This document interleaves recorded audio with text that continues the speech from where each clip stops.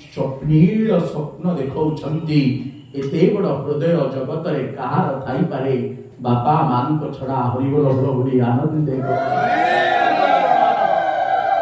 ସଜା ଚାକିରିକୁ ପ୍ରଥମ ପଦାର୍ପଣ କରିବା ପୂର୍ବରୁ ମାର ଆଉ ବାପାର ପାଦ ଛୁଇଁ ମୁଣ୍ଡିଆ ମାରି ପୁନା ଏବେ ଗଲା। ଚାକିରି ପ୍ରଥମ ପାଇଲା। କିଛି ଦିନ ଯାଇଛି,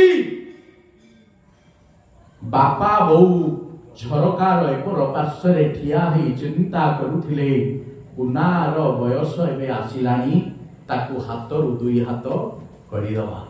ସଜା ଚିନ୍ତା କରିବାର ଗୋଟିଏ ଦିନ ଯାଇନି। କୁନା ଭଲ ପାଇଥିଲା ଗୋଟିଏ ପିଲାକୁ, କଲେଜରେ ପାଠ ପଢିଲା ବେଳେ।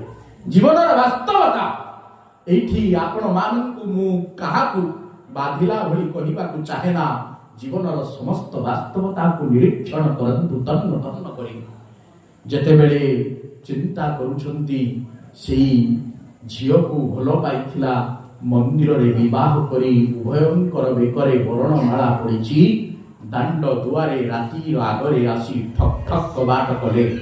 କୁନା ବୋଉ ଖୋଲି ଦେଲା ବେଳକୁ କବାଟଟା ଛାତିର ଅତଡ଼ା ଟିକକ ଖସି ପଡ଼ିଲା।